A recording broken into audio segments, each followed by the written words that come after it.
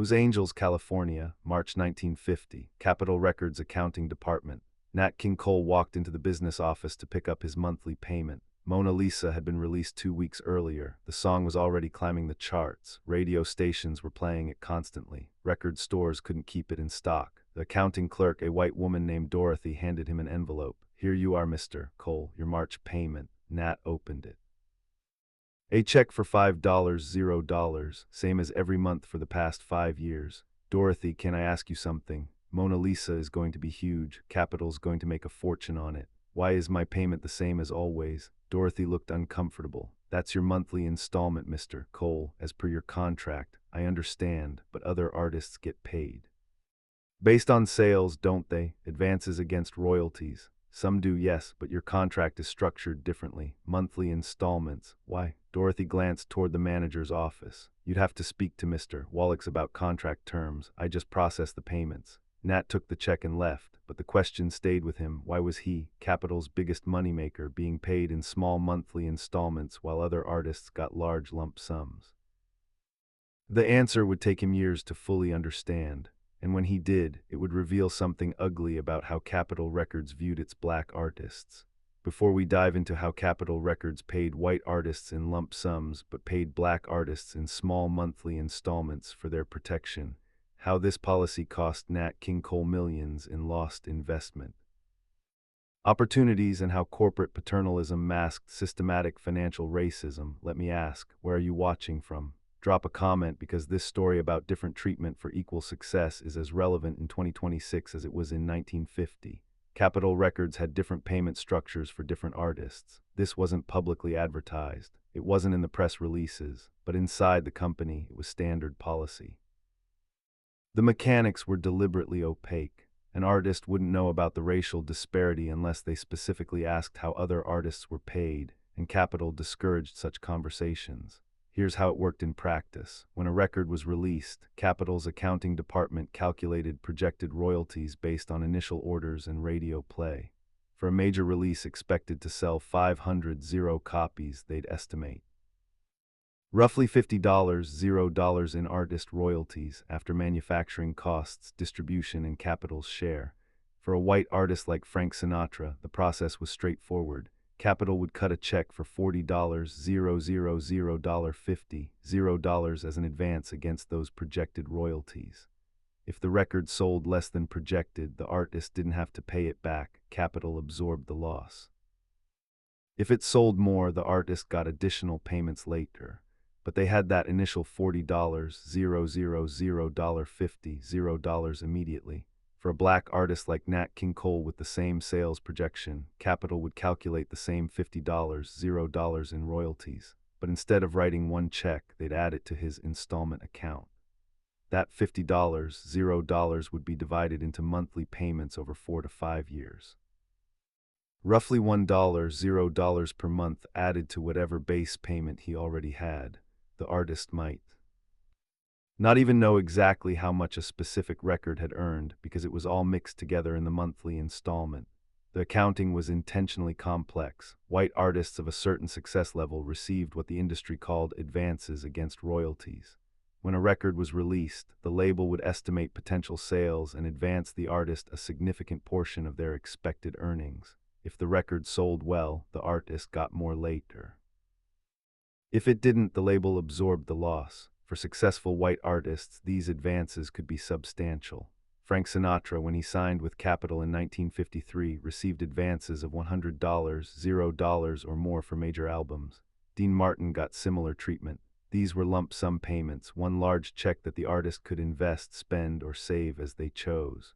Black artists, however, were put on installment schedules. Their royalties were calculated the same way, but instead of receiving advances or lump sums, they received fixed monthly payments spread over years. The official justification was financial protection. Capitol's executives claimed they were helping black artists by preventing them from spending their money irresponsibly. Monthly installments ensured steady income and prevented financial mismanagement. But the real message was clear. Capitol didn't trust black artists with large sums of money. Regardless of their business acumen, education, or financial sophistication, black artists were assumed to need supervision. Nat King Cole was the highest paid black entertainer in America by 1950. He'd been with Capitol since 1943. In 7 years, he'd sold millions of records. The Christmas song alone had made Capitol over $500, $0 in profit, but Nat received his earnings in monthly installments of $5, $0, 12 payments a year, $60, $0 annually, which was excellent money in 1950, but it bore no relationship to what he was actually earning Capitol. In 1950, Mona Lisa sold over 2 million copies. At a retail price of $150 per record in standard royalty rates, Nat should have earned over $100, $0 from that single song. He received his standard $5, $0 per month. The rest went into an account controlled by Capitol to be paid out gradually over the coming years. To understand the full scale of this disparity, consider the numbers across Nat's catalog through 1950. The Christmas song, 1946, sold over 500 copies. Estimated artist royalties, $25, $0. Nature Boy, 1948, sold over 100 copies. Estimated artist royalties, $50, $0. Mona Lisa, 1950, sold over 200 copies. Estimated artist royalties, $100, $0. That's $175, $0 in royalties from just 3 songs. Add in his other recordings, and by 1950 Nat had earned well over $300, $0 for Capitol. He'd received $60, $0 per year in installments, $5, $0 month since 1946. 4 years, $240, $0 total paid out, which meant Capitol was still holding over $60, $0 of his earned royalties in installment, money he'd earned but couldn't access because the company had decided he needed it spread out over time. Meanwhile, Frank Sinatra's I've Got the World on a String, released on Capitol in 1953, earned similar royalties, and Sinatra received most of it as an immediate advance. He could invest it, spend it, or save it, his choice. Nat couldn't make that choice. Capitol made it for him. The problem wasn't just the delayed gratification, it was the lost opportunity cost. In 1950, if you had $100, $0 in cash, you could invest it. Post-war America was booming. Real estate values were climbing. The stock market was growing. Smart investments could double or triple in value within a decade. But Nat didn't have $100, $0 in cash. He had a promise of future monthly payments. He couldn't invest money he didn't have access to. He couldn't take advantage of time-sensitive opportunities. Frank Sinatra, meanwhile, could take his $100, $0 advance and immediately put it into California real estate, which would appreciate dramatically over the following decade. He could diversify his investments, build wealth beyond his performing income. Nat had to wait for his monthly check. By the time he accumulated enough for a major investment, opportunities had passed and inflation had eaten the value. The unfairness of this system became impossible to ignore in 1958. Nat wanted to buy a house, not just any house, a significant property in Hancock Park, an exclusive Los Angeles neighborhood. The asking price was $85, $0. He had the income to afford it. His monthly installments were now $8, $0, having increased as his success grew. He had savings. His credit was excellent. But he wanted to pay a large portion in cash to reduce the mortgage. He requested an advance from Capitol, not a gift, not a bonus, an advance against his accumulated royalties that were being held in installment. Irving Townsend, Capitol's A&R director, called Nat in for a meeting. Nat, I understand you're requesting an advance of $50, $0 against your royalty account. That's correct. I'm buying a house. I'd like to down a substantial payment. Townsend looked uncomfortable. The problem is your contract structure doesn't allow for large withdrawals. You're on an installment schedule. I know I'm on a schedule, but this is my money, isn't it? I've earned it. It's just being held for release over time. Yes, but the installment structure is designed for your financial protection. Large lump sum payments can lead to poor spending decisions. Nat's jaw tightened. Irving, I'm buying a house. That's not a poor spending decision. That's an investment. I understand, but the contract terms are clear, monthly installments. We can't simply change the structure because you want a lump sum. Can you explain to me why Frank Sinatra gets $100, $0 advances, but I get monthly checks? We're both making Capitol a lot of money. Townsend paused. This was the question he'd hoped to avoid. He shifted papers on his desk, buying time. Frank's contract is structured differently. He has different representation, different negotiation history. Irving, we both know that's not the real reason. I've been with Capital longer than Frank. My sales are comparable. What's the actual difference? Nat, I don't make these policies. This comes from higher up. The accounting department, the executives, different race, Nat said quietly. That's not. Townsend stopped. He couldn't finish the denial honestly. His face showed he knew Nat was right. I've never missed a payment to anyone, Nat continued. I've never filed for bankruptcy. I've never been sued for debts. My credit is impeccable. I own property. I provide for my family. What about my history suggests? I need Capital records to manage my money for me. Townsend looked down. Nat, you're right. You're absolutely right. But I don't have the authority to change your contract structure. That would require approval from Glenn Wallach's, probably the board. Then let's get that approval, set up the meeting, because what you're describing is discrimination. You're treating me differently than white artists with equivalent success, and the only explanation is my race. I'll see what I can do. How long have you been seeing what you can do, Irving? I've been asking about this for 2 years. How much longer do I have to wait for Capital to treat me like you treat Frank? Townsend had no response, because Nat was right.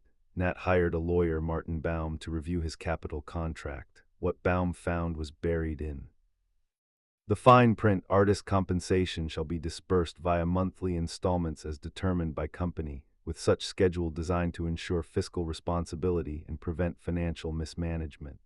That clause gave Capital complete control over when and how Nat received his earnings, and it was standard in contracts for black artists but absent from white artists' contracts. Baum was furious. This is discriminatory. They're treating you like you're financially incompetent.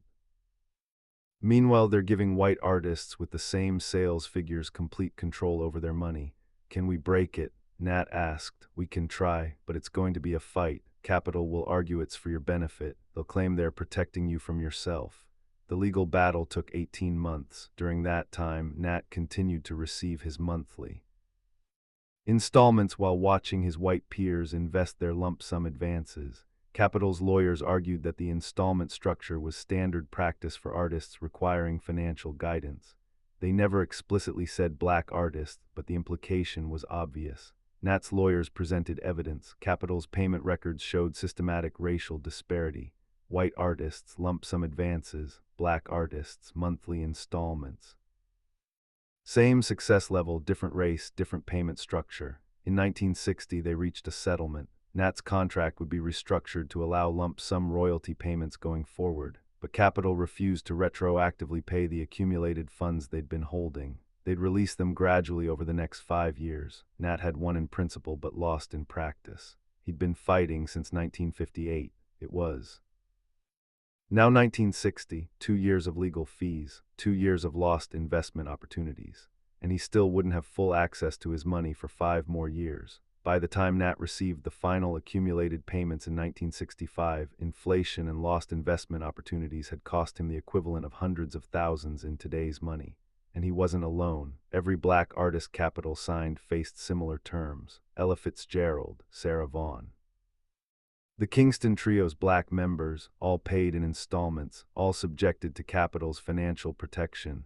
The policy wasn't about protection, it was about control, and it was rooted in a racist assumption that black people, regardless of education or success, couldn't be trusted with money. The cruelest irony, Nat King Cole was financially sophisticated. He invested wisely. He built a real estate portfolio. He provided for his family responsibly. He was exactly the kind of person who didn't need protection.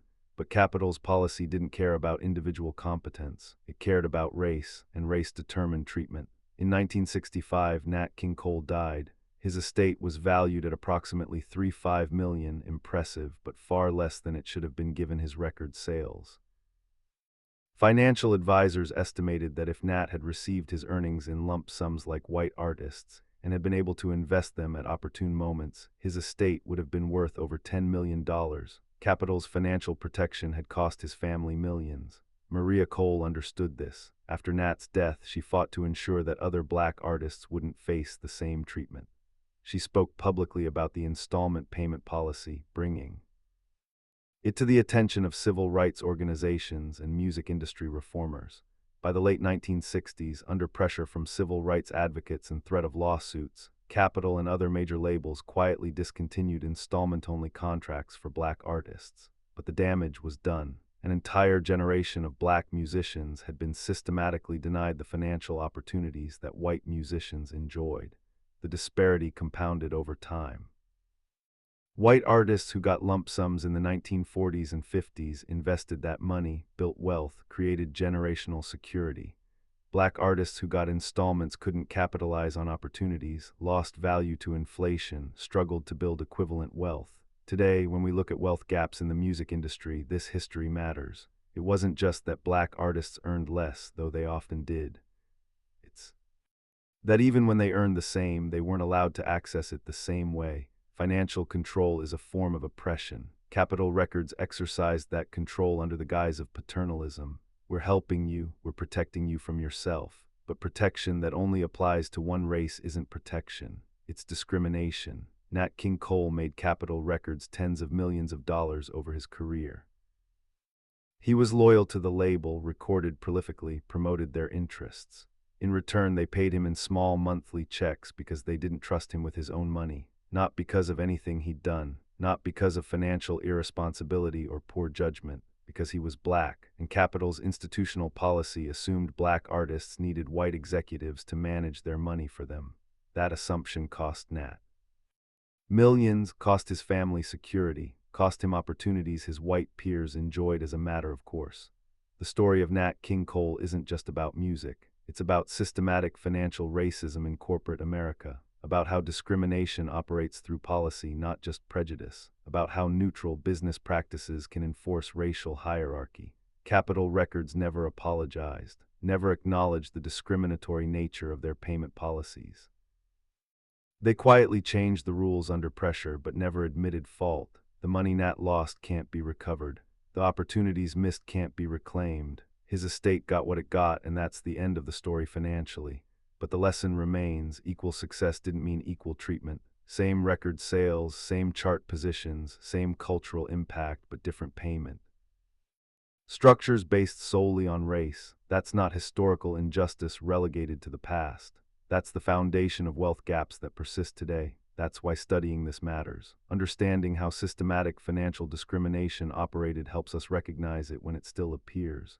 Nat King Cole earned everything Capitol paid him and much more. But he had to fight for years just to get paid the same way white artists were paid automatically. That's the story. Not about music or artistry or fame, about money, control, and the assumption that black success needed white supervision. An assumption that cost Nat King Cole and countless other black artists millions in wealth they rightfully earned, but were prevented from fully accessing.